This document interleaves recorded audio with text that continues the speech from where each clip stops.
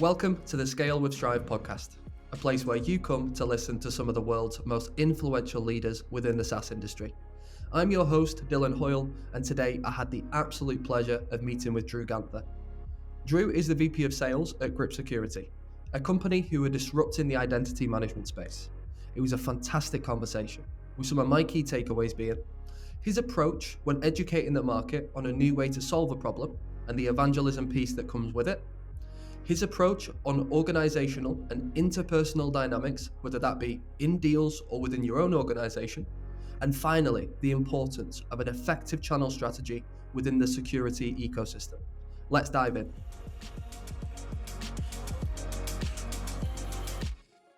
Mr. Ganther, how are we? Doing well, Dylan. Thank you for having me. No worries, it's a pleasure. How was Aruba?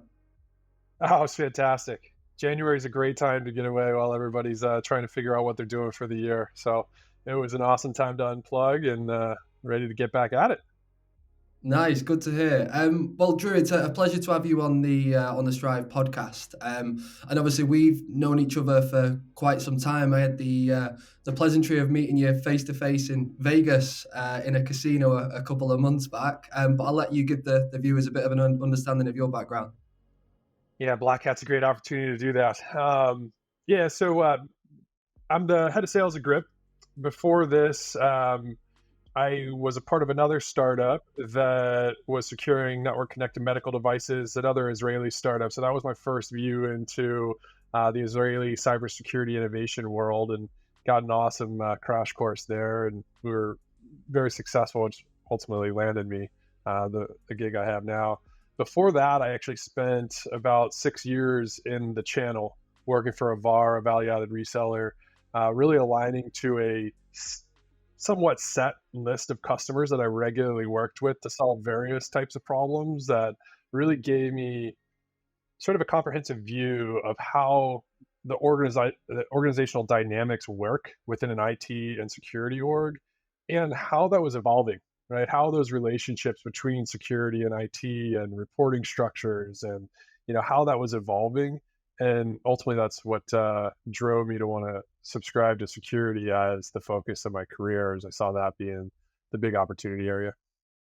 Nice. So you've had a good experience on both sides of the fence. And very quickly, a story that I found funny from what you discussed was like your first sales role wasn't necessarily in software or anything IT related. Do you want to give us a bit of a background in that? Yeah, sure. Yeah, no, my first foray in sales was actually in college, where my high school crush, who we never dated until after this, but we never quite linked up. She had a boyfriend, or I had a girlfriend, or whatever, but we always stayed fairly close. She came home from college one summer and was selling Cutco knives, and she, was recruiting me into the business to come do this with her. And I'm like, you are nuts. There's no way that I'm selling knives as my summer job. And I decided to make a deal with her. And this was the natural salesman in me that I guess I always had. I said, you know what? I'll come to this interview if you go on a date with me. And so that was the start of it. And did that for actually 2 summers. And the two of us both were top 10 in the nation. And Cutco is one of these heavy recruiting businesses where most reps come in, sell a few sets of knives, burn out, never make it past that. And so there's thousands of reps that come through the business every summer as these college kids that go through. But some with the right vision on how it's helping them build their communication skills, understand how to prospect, set appointments, run a professional sales demo. It's actually much more than it sounds. People think Cutco, you're selling knives door to door. It couldn't be further from the truth. It's structured very similarly to what a Morgan Stanley financial advisor would do, or what a Northwestern Mutual insurance rep would do, and getting referrals, setting those appointments, selling the value prop, and closing deals, and then getting more referrals, right? So it's very applicable to a lot of different business to consumer sales. After doing that for a couple of years, I just realized I didn't want to do business to consumer. I wanted to do business to business and do large enterprise deals. And so What were the price of those knives again, Drew? Thousands. I think my biggest order was like six or $7,000 set of thighs. But hey, you know what? They're guaranteed forever. I'll tell you this, Dylan. I still have a set of Cutco knives on my counter that I got when I was in college 20 years ago. So yeah, no, they're certainly. I believed it then. I believe it now. They're well worth what you pay. You've convinced me. You've convinced me. The next set of kitchen Yeah. the expensive lot. But obviously that's how you started your career, right? Then obviously on both sides of the fence, one in a VAR where you got a good understanding of like the organizational dynamics, how everything works together within them sort of businesses. You obviously then went over to Medigate and you're now at Grip. And I know it's been a very interesting last 12 months. You guys have grown tremendously over the last 12, 18 months. I know you've been there for sort of 2 years or so now. I guess give people an understanding of like what you guys are doing in the market because it's more educating customers on a new way to solve a problem as opposed to replacing. Yeah, yeah, it's absolutely a hey, let's everybody stop doing things that don't work and start taking an approach that works. So anytime that you're disrupting a approach or disrupting a program or a function and the way somebody's approached, a problem space, it takes a ton of evangelism. So we're just kind of coming out of that evangelism phase. Obviously, still a ton of heavy evangelism, but we're seeing the market turn significantly. I'll talk a little bit about why I say that. But essentially, the problem space is that SaaS is being adopted at a pace that nobody really foresaw. When we talked about shadow IT, 7, 10 years ago when CASB was first introduced, we were talking about the migration of existing applications that used to be on-prem and used to be loaded on a server and dealt out to whoever based on role-based access. And we got to define very clearly who was getting what software. It was easier to maintain. That was changing because it was going cloud-based and people could just go access it. But the technologies that were put in place to understand what's out there was really designed to control that stuff that we know of and then block people from doing anything else. Basically say, look, if we didn't give it to you, the answer is no. You can't use other stuff, right? And that's the way that most of the technologies in built in place today before Grip, they were built with that mentality in place. And what changed is that eventually SaaS adoption got to a point that people realized they were failing with a block approach, saying thou shalt not use that tech. And there's all kinds of human psychology, human behavior stuff that goes like in retrospect, it's like, yeah, duh, that didn't work. And of course, we should have known that that wouldn't work. People are going to find a way to use whatever they need to use when they need to get their job done. They're not trying to be malicious, they're trying to get their job done. So eventually, business leaders outside of IT started becoming tech savvy enough and aware enough to realize, hey, there's actually a lot of value associated with our users who half of our population, our user population, our employee group, grew up with an iPhone in their hand. Like they know how to go out and find an application that works to get their job done. Why are we fighting this? We're adding cost and complexity by having a team that has to review everything and configure everything.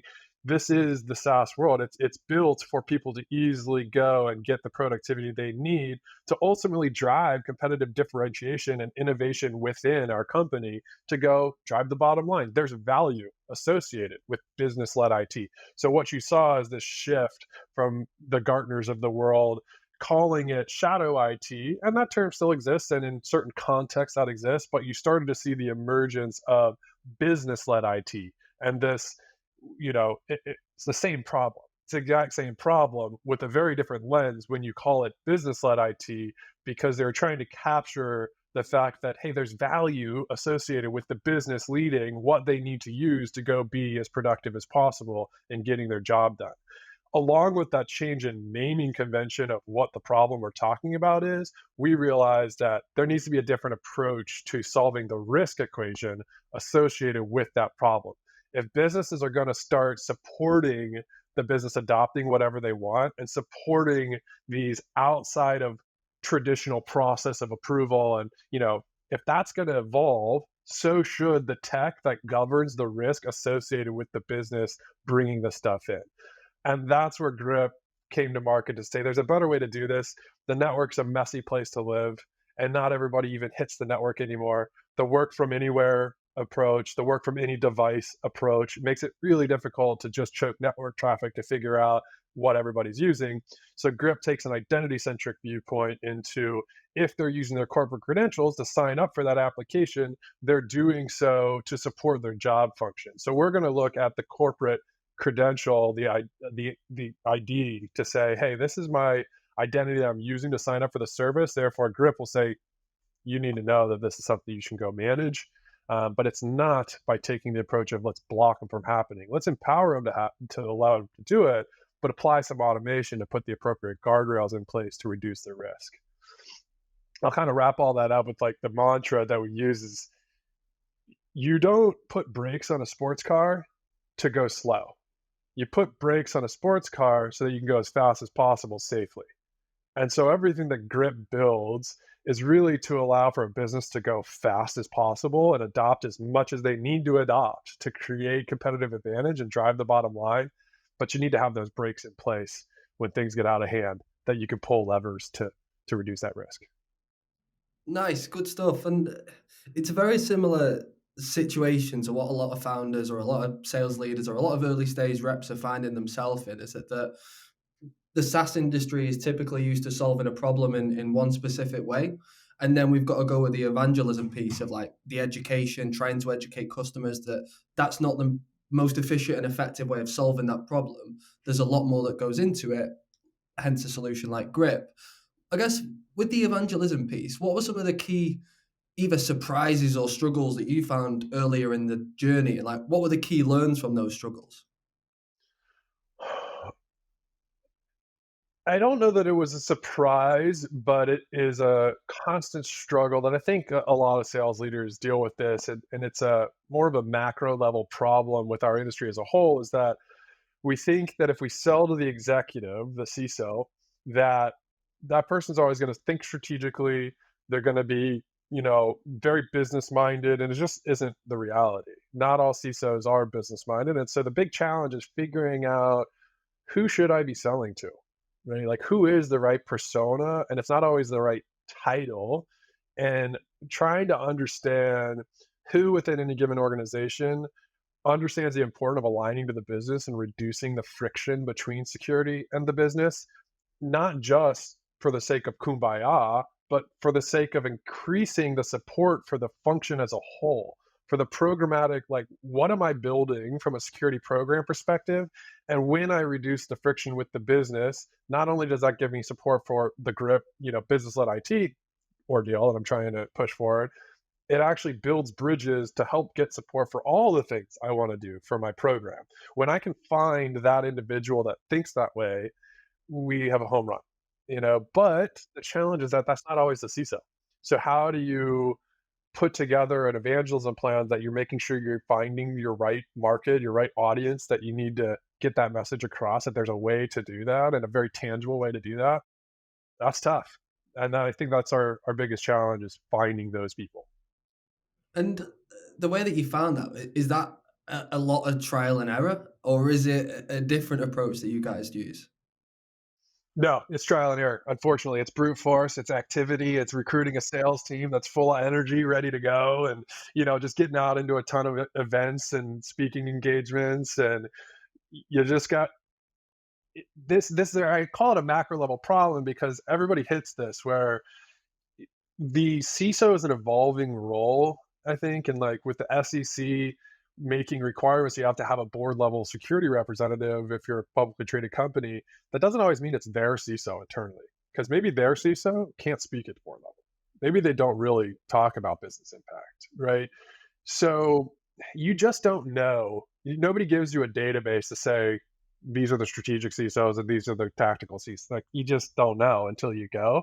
So unfortunately, the only way I know, and if any listeners want to message me with a better way, um, I'm certainly open to hearing it. But uh, as far as I know, there's no better way than just getting out there, having the conversation, recruiting and training a really dynamic, skilled, open to listening sales team that can identify these personas and these personality traits and how these individuals operate. If they operate at a strategic level and a mindset, that it doesn't matter the title. Just get out there and have the conversations and find these people, and then over time you find more and more trends in in specific verticals. They tend to live in this area within the org and whatever, but there is still no hard and fast way to say this is where they sit in this organization.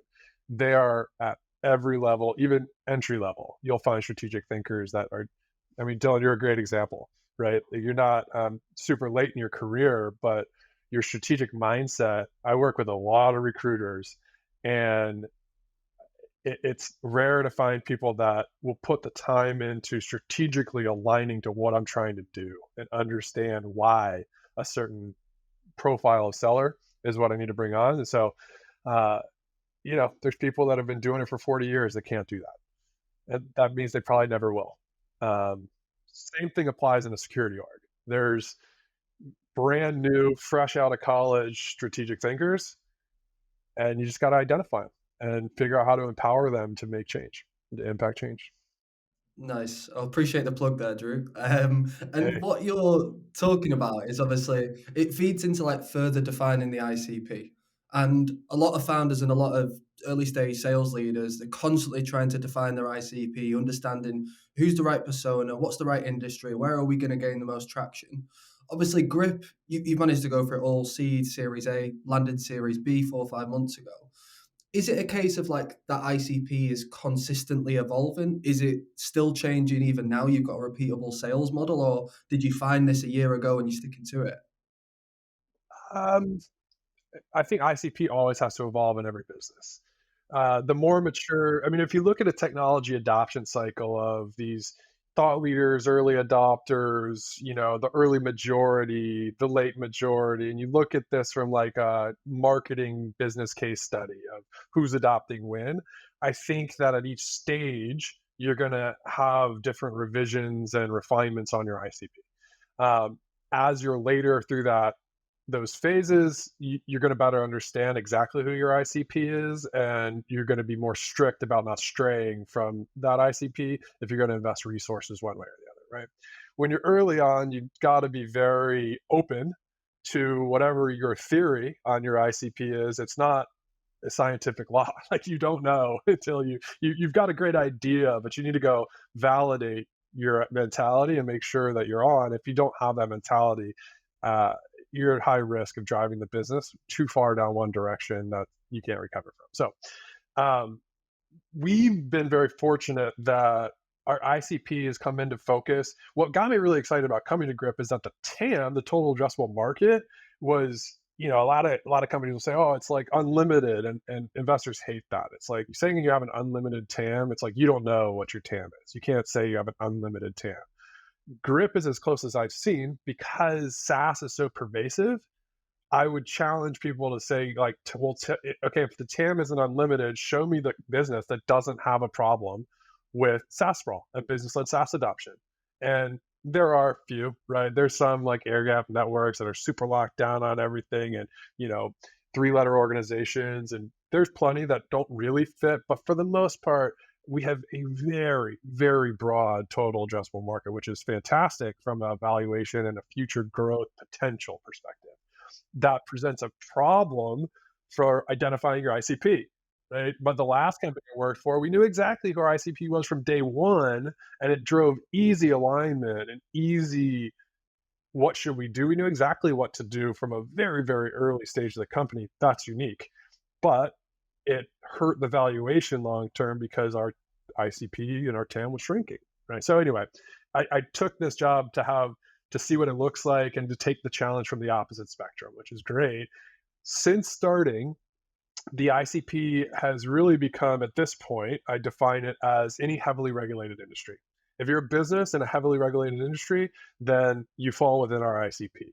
And I say heavily regulated industry because all of the auditors, and NYDFS was, I think they're kind of leading the charge here, as far as I know. And I'm not, I don't keep good enough tabs on all the moves that any regulatory body is making, but they tend to lead a lot, and they're doing a really good job of leading the charge on what businesses need to do from understanding the SaaS usage, and is there non-public data that's going to these applications, and if so, are you placing MFA around those applications? Do you have them under your control?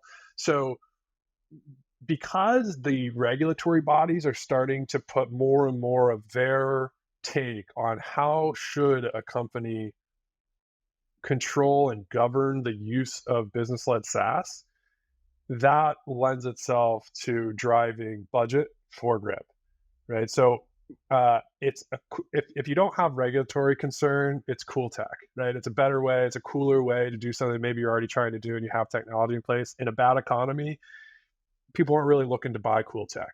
They need to have a compelling reason to break out budget to actually partner with an organization like Grip. So regulatory concerns and compliance and audit, like this is what's driving the most of our deals. When you talk to a tactical or a engineering minded, like, well, wait, we already have a handle on shadow IT because I have a CASB or I have a SWIG, and we already got it done. I already know everything everybody's using. You might have visibility into most of what people's using. What are you doing with that data? Nothing, because you can't just choose to block or allow. It doesn't work like that. How are you going to apply MFA? How do you automate the process? So anyway, when somebody's heavily regulated, they fit well for us because they know they need a better way to meet the requirements that are being pushed down on them without adding 10 bodies to sift through network logs and send around spreadsheets and try to chase down the business owner and figure out what the heck they could do, because they can't interrupt productivity. So they have to find that balance. And the legacy technologies just aren't built to do that. Yeah, and something that you touched on then was obviously a lot of it is audit driven. With the business led IT, shadow IT, do you foresee that becoming a budget line item in the future, or is it always going to be this way, audit driven? Oh yeah, it'll be a budget line item. So oftentimes it starts with compliance like this, and then once everybody realizes, okay, well that's happening, then more and more entrants come into the market. And this has happened. Grip has like 8 different well-defined direct competitors that have come into the market since we, came out and have started evangelizing this approach. So when your competitive landscape gets to a certain point, then the Gartners of the world start acknowledging it as a market space. And so you have the problem space that's defined by the auditor saying you got to address this, but the auditor doesn't say you got to buy Grip or something like Grip. They say you got to fix the problem. Show us how you're going to fix the problem. When you then have a market of X number of competitors, Gartner can say, hey, okay, there's obviously enough funding, enough customer backing, enough market response that we can now build a quadrant. Right? And now there's a magic quadrant. And then you've got executive leaders that are building out, well, where are my gaps in my portfolio? And there's this quadrant and all this traction behind this SaaS identity risk management space. I need one of those tools. So now I'm going to evaluate the top 3 of the quadrant. That happens at a much later stage, right? That happens in that maybe early majority phase is about when that happens, but we're probably a couple years off from that still. But yeah, when that's already happening, we're not quite there where we're finding a lot of budgeted projects. I think in the big enterprise we're starting to see more and more of it, but it hasn't gotten down unless they have very thought leadership oriented security or CIO or CISO. It hasn't made it down past like Fortune 100, Fortune 500 maybe. Yeah, well, that was going to be my next question. Is it influenced by the size of the enterprise in terms of, is it influenced if this enterprise is strategic, 10,000 employees and above, or 10,000 employees below? Is it influenced by that? A little bit, just because I think they tend to be more heavily regulated, but they need to be in a regulated industry. Like size is not as impactful as the industry they play in. Like there's plenty of really large organizations that are not as heavily regulated that are behind in a lot of different ways compared to smaller players in a more heavily regulated industry are going to have far more maturity around their security practice than the big player, right? And so that I think a lot of sales leaders know how to identify that and know what I'm talking about. But yeah, I think it's more influenced on the level of regulation and not so much the level of size. With that said, we are tending to get deals done in the larger enterprise because as a startup that you can go and do $200,000 deals, and it's a good size, that's like a big deal still.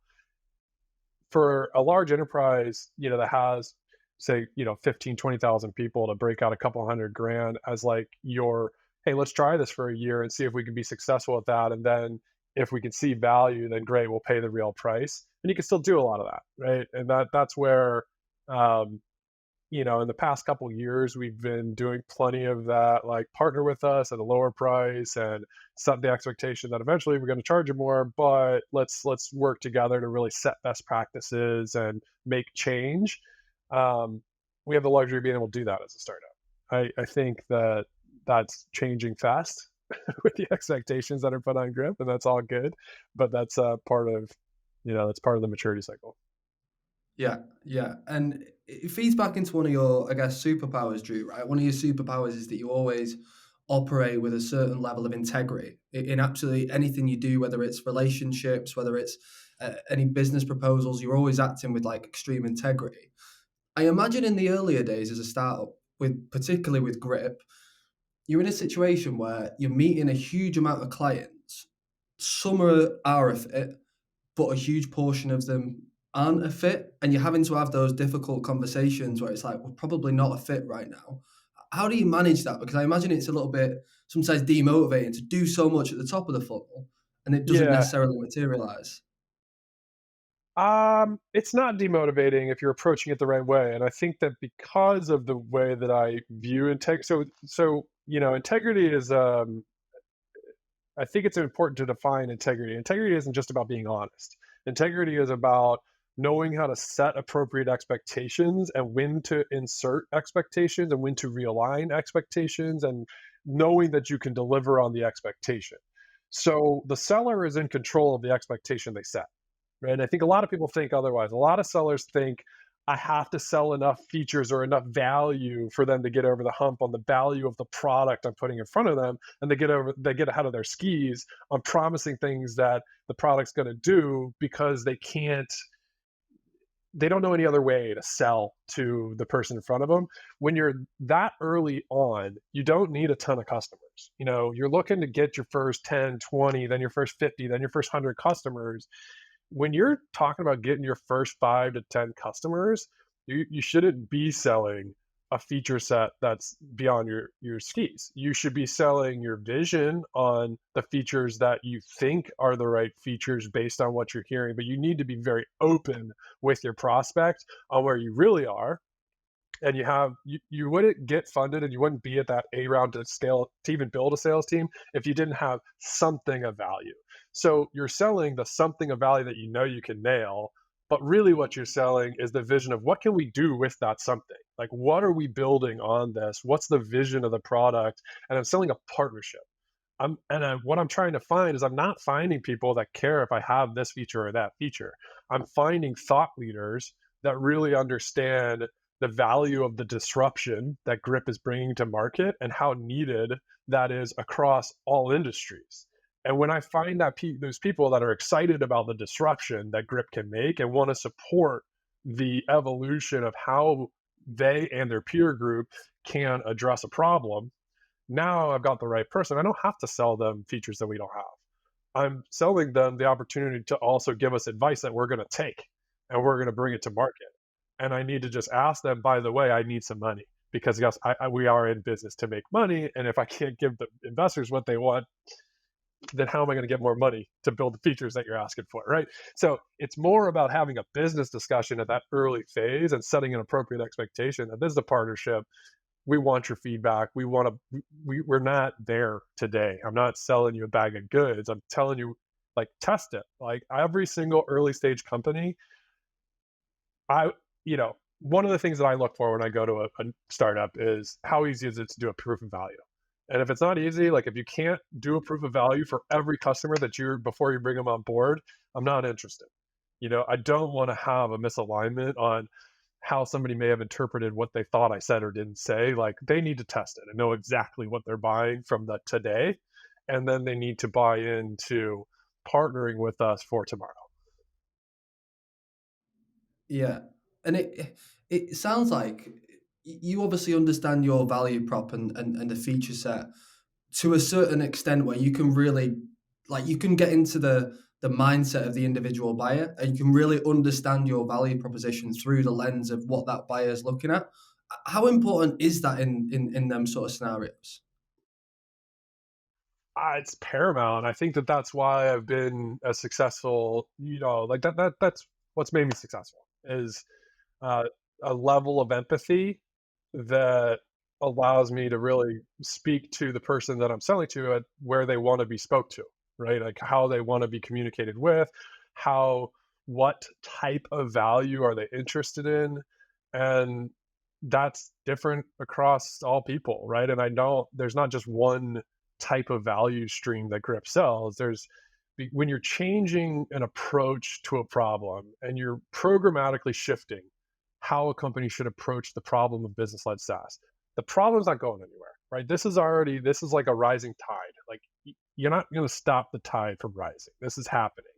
So when you're really when you're selling to people the opportunity to align to something that's going to happen whether they like it or not, and start to take that problem in a way that puts them in a position to succeed with the expectations that they're setting internally versus continue failing with what they've been doing for 10 years.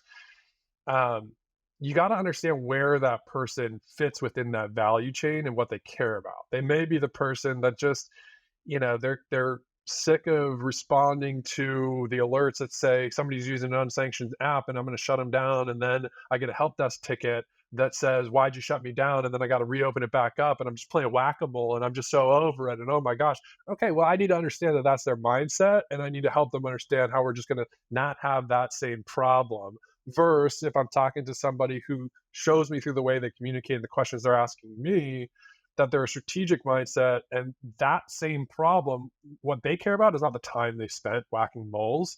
What they care about is when they go into the executive meetings and they hear from other business functions of, you're slowing me down, man. Like, why do I keep having to open these tickets just to get access? Again, like, what are you doing? We got deadlines to hit. Y'all got to stop this. What they care about is removing the friction from the business and aligning to the business to allow the business the speed needed to execute. And you just have to listen to people. You have to have real conversations and hear where they're coming from to know how to communicate back with them.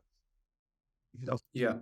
And this is often why a lot of deals, particularly in the early stages, is often why a lot of deals stall. Is because like a lot of people who are selling, whether it's a rep, whether it's a sales leader, whether it's a founder, that they can't get in the mindset of the economic buyer, and therefore a lot of deals are stalling. They don't understand how to move them deals. What advice would you give to someone like that? They're in a situation. I'm a founder trying to land my first 20 logos. I've got deals that are stalling, and I can't figure out why. What are some of the pieces of advice that you give to someone in that situation? You have to find a champion, and you got to know how to identify a champion, test your champion to confirm that they are in fact going to operate as one, and enable and empower your champion. If you can't do those three things, then you got to expect deals will stall, and you're kind of guessing on forecasts at that point. I think that there's a lot of sales leaders look at MEDDIC as a framework of how do I know if I'm going to have a deal or not. The most important component of MEDDIC is, in my opinion, champion. Everything else can line up, but if you don't have a champion saying, I need this and I need this now and here's why, you as a seller can only control but so much. You're not going to be in every meeting that they have internally. And if no one stands up to say, I'm the one that's saying I need this now, you're going to get stalled. You're going to get delayed. It's not going to happen, especially in a bad economy. So it's all about building the right champion and having like real focus and real, look in the mirror. Are we empowering our champion to the degree that we need to? Because they're not a salesperson. So do they have the confidence to stand up in that meeting? Do they have the know-how when they stand up of what to say and what they can commit to? Have I empowered them at the degree that's needed to get it over the hump? And yeah, I think that's it. It's find a champion and build that champion. Yeah, it's something that I personally struggled on a little bit earlier in my career, and probably still struggle to this day. Is that like sometimes I'll feel like I have a really good champion within an account. We have a great relationship. We speak about personal things. They trust me with certain sensitive information. However, sometimes when it's come to a certain point in a negotiation, I don't necessarily feel like that individual is fighting my battle when I'm not in the room. What are some of the methods that you do to test the champion? Good question. And what you're explaining, you have a coach, not a champion at that point, right? That's a coach and not a champion. And I think the difference it tends to fall in, did you do a good enough job defining the gap? So there's another sales methodology called, gap. And I think that gap is all about, what's your current state look like? Is there enough pain in your current state to act? And if you act and buy whatever I'm selling, is your future state outcome enough to move, right? To get you excited and compelled to take action. And so typically when you have a coach that's not bridging the gap into champion land, it's because you haven't defined the gap well enough. And maybe you have in your mind, but this goes to your question of testing the champion. Can your champion articulate the gap that you think you've identified? And have they confirmed, yes, that pain is real, and yeah, it's enough that it's keeping me from getting home on time to pick my kids up from soccer, or to have right? There's got to be some kind of personal thing. Most people are not like, well, it's impacting the stock price. Like, that's not what most people care about, right? Like, they care about, you got to figure out, like, why would they move? How is it going to change their their their situation, right? Why is it compelling? And that needs to be something that isn't just heard by the sales rep and you think and then you're selling to that. It needs to be explicitly confirmed, and have your who you think is your champion articulate it back to you. And then if they're willing to take your coaching on, I don't think the way that you're explaining that's the best way to explain it. What about this is what I do for a living. Let me help you a little bit. Like, what do you think about taking this tact, or, switching that up a little bit? When they're open to that feedback, and you can see them using the feedback, and the difference if they're like, yeah, yeah, whatever, or like they want it, they're engaged. When you see that, now you've got a good champion, right? You can also test your champion in putting them in uncomfortable positions. And you got to be careful about not too uncomfortable, but you have to find where is their boundary, where is their, and a really common one is like, hey, can you get me a meeting with your boss? It's a really simple way to test your champion.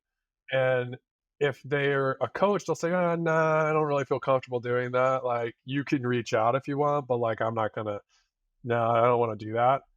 Then they're not a champion, right? And you could have a champion that says, no, we don't need to do that, but here's why we don't need to do it. That's just going to screw things up. Trust me to navigate here. Like, okay, now we're having a different conversation. Sometimes they don't necessarily, they're coaching you that that's not the right approach. Not, I'm just not comfortable with that, right? If that's not the right approach, fine. It's not a disqualifier as a champion, but you get the point. Like, that's an example of how to test your champion. Ask them for things that if they're not, they'll be uncomfortable doing it. They won't do it.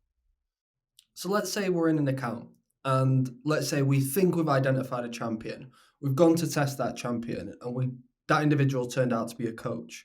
We don't feel like they're the right person. Is there a way, well, two things. Is there a way that we can get that coach to become a champion, or do we looking at identifying a totally different person in the business? Yeah, this goes back to integrity. So this is like, you have to be comfortable. Well, look, first you need to have the realization that if you don't find a champion, you're not getting a deal done, right? So like, you have to be comfortable with the potential risk of, when you approach your coach with this, you piss them off and now they're not even a coach. Who cares, right? Who cares? You're in no different position than you would have ended up with. So you got to go to your coach with integrity and say, hey, listen, I understand where you're at, right? This isn't valuable enough to you to go do the things needed that we need to go and get a deal done. No love lost. All good, man. Like, I'm not trying to put you in a position that you need to be something that you're not, right? Or I need to fabricate value that you don't see, or pain that you don't have. That's fine.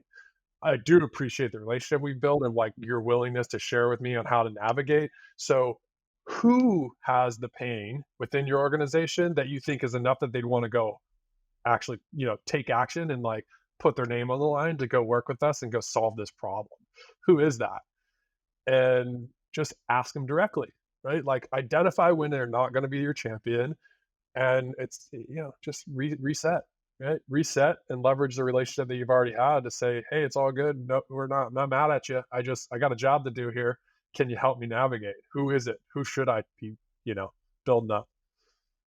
And we can get a beer black. Like, And I noticed that because you had a lot of people who you've not necessarily done business with, you were having a lot of beers with them well, at Black Hat, in and around Black those Hat. are all So NAs though. Those are all NAs, Heineken non-alcoholics. yeah, and so the three things we've mentioned are operating with integrity, understanding your value prop through the lens of the individual buyer.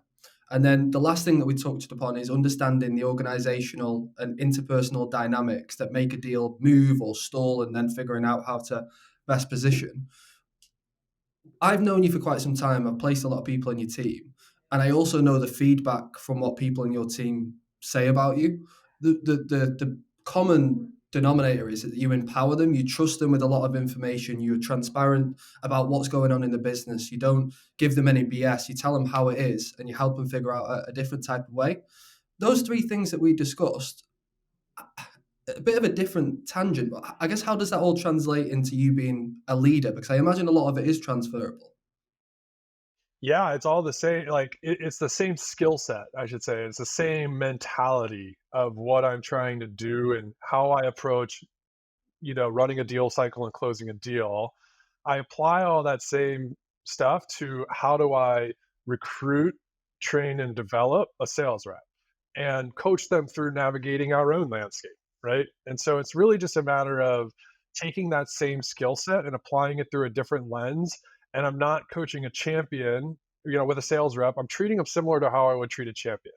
I'm being really transparent with them. I'm being really honest with them on if they are or aren't. And like if I'm finding out they're a coach and not a champion, or I'm finding out that they're a deal, a, a deal collector and not somebody who's going to go and like create the deals, then I'm telling them I'm worried about you. You're not going to make it here. But anyway, it's really using those same principles and same mindset because you're also sellers are all like great sellers are all mavericks. They all know best, right? And it's good. I want them to know best. I want them to push back on me and say, no, that's BS. I don't believe that. I don't buy it.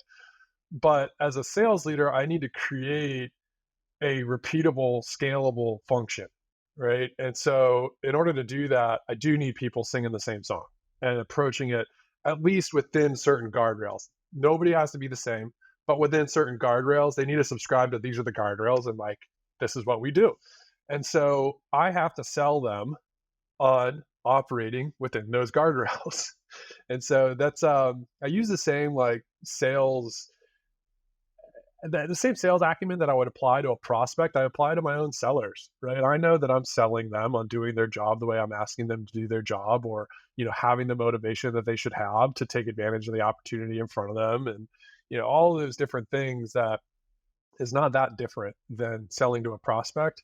It's just applied through a little bit different lens, but the goal is the same. Like in an enterprise deal, you're herding cats to all sing the same song and what the value prop is and the impact that they're going to have on the organization if they partner with Grip.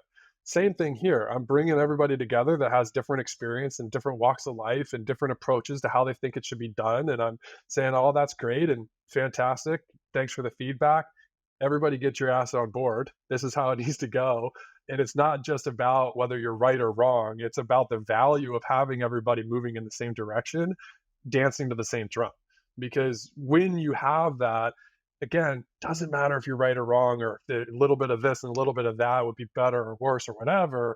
It's about having a unified approach that gives everybody positive impact from how we as Grip approach the market, and then how you as a Grip representative are received when you have a prospect in front of you.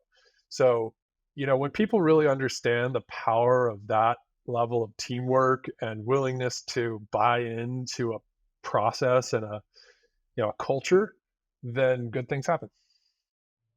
And is that becoming a little bit more, I don't want to say difficult, but of a different challenge now that, for example, Grip are now going into the next phase of growth where obviously you're starting to implement second line and it's now going to a bit of a different type of scale. Is that a challenge, or is it just a new thing that you need to overcome in terms of you've got to spread that vision, you've got to get everyone involved, but there's now a few more layers between people? Yeah, it's a major challenge. It's you could see how many companies stall in this phase, right? Because there's two ways to approach sales. There's And I'm not making this up. This is like a well-known, thing. There's hero ball, right? There's the hero approach where you're just finding a way to get deals done, and you're shifting and moving and navigating. It's going to look different every time and whatever. And you're doing that by design early on because you need to be flexible with what the market's telling you. You can't say, well, I did it once and it worked this way and that's how it's going to be forever. Not the case, right? So you need to do that to get a certain amount of data on your market and who you're going after and how. Eventually you have to evolve that into a systematic approach, and you got to stop playing hero ball because hero ball is not scalable. The company can't keep up with 20 sellers playing hero ball.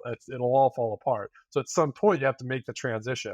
It's a huge challenge that most can't make. Most companies cannot make that transition. And so underplaying the challenge associated with it would not be doing it any justice on how big of a challenge it is. um, we're lucky to have a executive team that communicates really well together, that can say the hard things to each other. And I think that my style of transparency, I I think a lot of sales leaders are scared to tell their team that the company is at an inflection point, that there's huge risk associated with us not making this transition. They're scared. They don't want to tell the rest of that. And I think that that's one, I think that's just wrong approach. And two, I think you're robbing your sales representatives the opportunity to grow and learn about how a business evolves.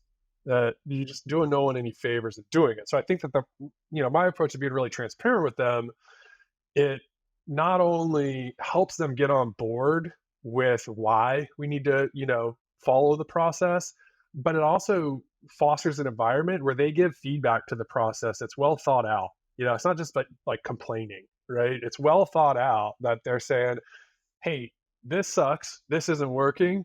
And if we do it this way, I think that that helps us all do it the same way and and I get a lot of that from my team, which is, I have full faith that we're already making the transition, and we're well on our way, but it's tough. You need a really strong team that has a clear understanding of the task at hand and the challenge in front of them. If you think you're gonna, fake your way through it, you're not gonna make the turn. Yeah, transparency invokes in transparency. Like I've seen it so many times, even with my personal self or other people that I'm closely with, when their manager or their boss trusts them with pieces of information that other people wouldn't trust them with, we're more likely to trust them and give them that feedback. And what you mentioned then was that that feedback's so actionable in your business. I don't think this is going really well. Sometimes you're too far away from it to actually see it happening. Therefore, you need the feedback and the transparency from that individual to take action on it. And again, get over that challenge essentially. Yeah, yeah, that vulnerability as a leader, of telling your lead, like, I don't see it all. I'm swamped, guys. Like, there's probably a ton of stuff that I have no clue. I need you to tell me, or I can't act. I can't fix it. Opening that forum for people is really important as well. Yeah. Sure, amazing. And one of the other things as well that I wanted to mention, Drew, obviously it's interesting because you've got an understanding on both sides of the fence, and what we're referring to is the channel led sales versus the direct sales element. You've obviously worked on both sides of the fence, once in a VAR and also in a vendor. In the earlier days, a lot of us have to be direct sellers. We have to go straight to the logos. But whereas as a business looks to scale, what I'm seeing is a lot more businesses becoming a little bit more channel led in the strategy. What are the key benefits of moving towards a channel led motion, and why would a business choose to go in that direction? Yeah, the benefits are very clear and obvious to all sales leaders, all investors, all everybody building a business. The how to do it is like the code that everybody tries to crack. I'm fortunate that I spent so much time there that I didn't wait to implement that. We started as a channel-led company. So we did 40% of our revenue in the first year was channel-led, meaning we didn't even know about the deal until the channel brought it to us. That's very unique for a startup, but that's because of the background that I have and the relationships that I have. They starts on trust, right? The channel moves at the speed of trust. They have to trust you, and how you go and build that trust is really important. The benefits are really clear. I mean, it is not cheap to go and source leads and to go and find deals and the amount of money that startups spend evangelizing and just getting to a qualified opportunity that they could even test is a lot. That's where most of the money goes, right? I mean, aside from salaries. But yeah, I think that when you have an effective channel, you make similar investments early on that you would to like marketing events or paid search or all the things that goes into marketing to generate sales qualified leads. The channel you invest in a similar way of having feet on the street and building the relationships and spending time and all doing events with the channel, whatever. Eventually, the channel starts to operate for you without you having to pour in. It's like nonlinear growth. At some point, the channel catches fire, and channel reps that you never even talked to heard from another channel rep that if they're not doing this, they're missing the boat, and they should ask their customer about because they're probably doing it, and somebody else is eating their lunch. And so those dynamics start to play in your favor. But you have to start early and invest in the channel and understand that it's going to take a little while before it starts to pay. But when it starts to pay, your cost per lead, your cost per opportunity, your pace of, your ultimately your sales cycle shortens because they're well qualified deals with the right relationships and the right ability to navigate how to close a deal in that account that your seller is not going to know because we sell to them once, right? Maybe a few times if you're upsell, whatever. The value of having a rep that closes 100 deals with them a year, I mean, what that does is shorten your sales cycle and alleviate a lot of the challenges that go along with procurement and yada yada. It's really clear cut, and that it's the right approach for most businesses. But yeah, that could be a whole nother podcast on the nuance of how to do that, right? Yeah, the proof's in the pudding as well. I fed this back to you last week. I was on the phone with someone introducing Grip, and they said, "Oh, I've come across Grip." And I was like, "Oh, where have you heard of them?" He said, "Well, I've now spoke to two people in the channel that I work really, really closely with, and they said, if you're going to evaluate moving, you've got to look at this company. The product is amazing, the leadership's really good, and they treat all this as a priority. So, like, the proof's in the pudding already, which is great. Obviously, there's a whole nother podcast, the channel-led strategy, but one of the things to note is that like it doesn't pay ROI really, really fast. It sometimes takes a little bit of time to catch fire. And like for an early stage VP of sales, where the turnover for VP of sales is usually pretty short. I think the average tenure over the last 3 years for a VP of sales is 18 months. And one of those things is board expectations. The board expects a certain number at the end of the day. And if you're not delivering to that number, if a company does choose to go with a channel led strategy, how pivotal is it to like communicate to the board or communicate to the CEO that it's like we're not going to see ROI from this straight away, but trust me in the Well, process? I think so. I think that actually I'll rephrase. You will see ROI from it right away if you're doing the right things early on. It's a matter of how you're investing in it, what you're investing in it, and communicating accordingly to the board to set clear communication on how you're investing and what return you should be getting. You Everything you do in a startup, you should be getting a return. It's how you measure the return. And again, back to the integrity piece, it's like, can you appropriately set expectations with the board on what it's going to look like? And then are you going to be right? How far off are you from what the bet you placed and what you're going to ultimately deliver? So I don't think that it's the right mentality to not expect ROI. You will definitely get ROI. It's how it changes over time. It's not the initially it's just like linear growth ROI with the channel of like very tactical, build some relationships ground level, get a few deals done, get the proof going, expand on it, yada yada. It's a while before you get the wildfire spread where deals are pouring in, right? Which ultimately, if you're doing it right, will happen. But I think it starts by in the recruiting process. When you're hiring sales, or one, the VP of sales needs to understand the value of the channel and be savvy on how to work it. They need to have their own relationships that they can start with. And then when you're interviewing and recruiting sales reps, it needs to be part of the recruiting process. Are they somebody who understands the value of the channel? Do they already know how to work the channel? Or are you going to have a battle selling them on why they should shift some of the way they operate to be channel friendly? And I've interviewed some amazing, clearly talented, very articulate sellers that I'm sure, super successful in non-channel led companies that I've passed on because I'm not going to fight people to get on board with the channel led strategy, right? Like I just one bad egg spoils the bunch, right? You know how it goes. So I just don't. I think it's one bad apple. Anyway, you get the point. Like it starts in the recruiting process. Yeah, I get it. Well, you're right. It's a whole nother conversation, the channel-led strategy. But I think if you do it right and you set it up for success in the early days, you manage to pay dividends further down the road. But I guess we're sort of coming to the end of the episode, Drew. And I always like to tie it up with a couple of questions.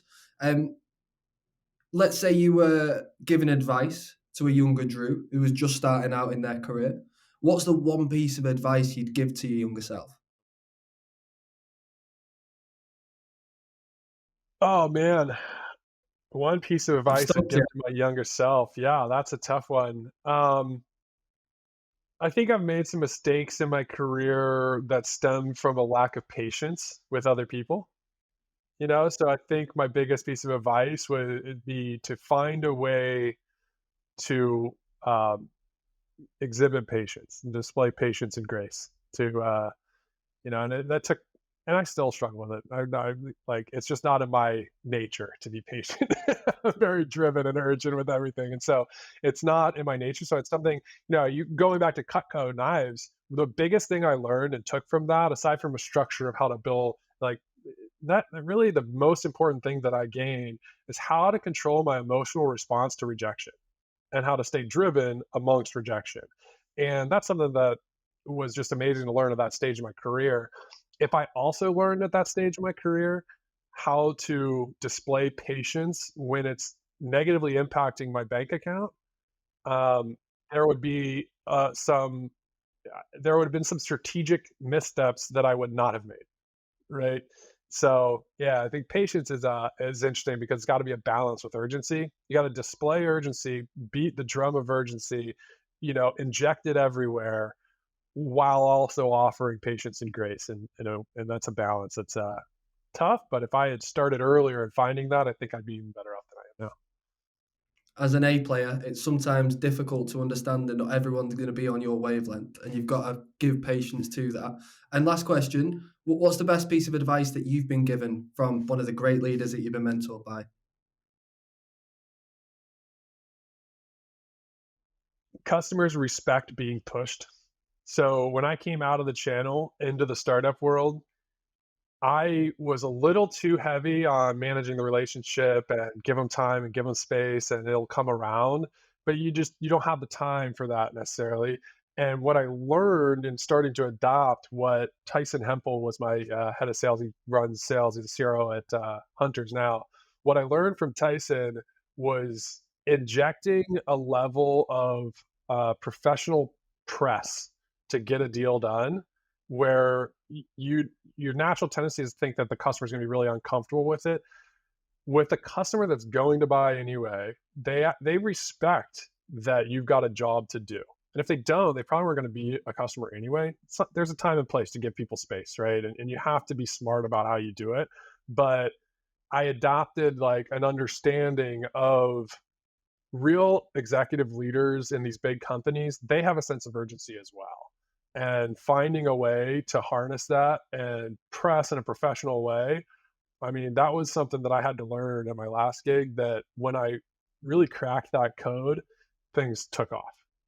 So, I definitely, that's 100% Tyson. I mean, he's the guy embodies urgency, and anybody that knows him is probably laughing. I mean, he is super energetic, ball of energy and urgency. It's great, to the point where coming out of the channel, I was initially like, I don't know, man, that's a little much. But man, when I finally got on board, it just changed the game. So thanks, Tyson, if you're listening. So, Drew, what you're saying is when I ring you 10 times in a row because I need something to happen, you're not going to shout at me, right? No, I think I've offered that up to you. I've told you if I'm not answering, it's not because I don't care. I'm just busy. Keep going. Keep following up when you need to. I give people the Definitely. opening to do it. I'm like, hey, I'm not always going to respond, but I respect the hustle. For sure. Well, Drew, it's been an absolute pleasure. Great chat. Really enjoyed it. Have a fantastic rest of your day. Thanks, Dylan. Talk to you soon, Vince. Thanks for listening. I hope you enjoyed today's episode. Don't forget to subscribe. And if you want more information about the podcast, head over to our website, Scale with Strive.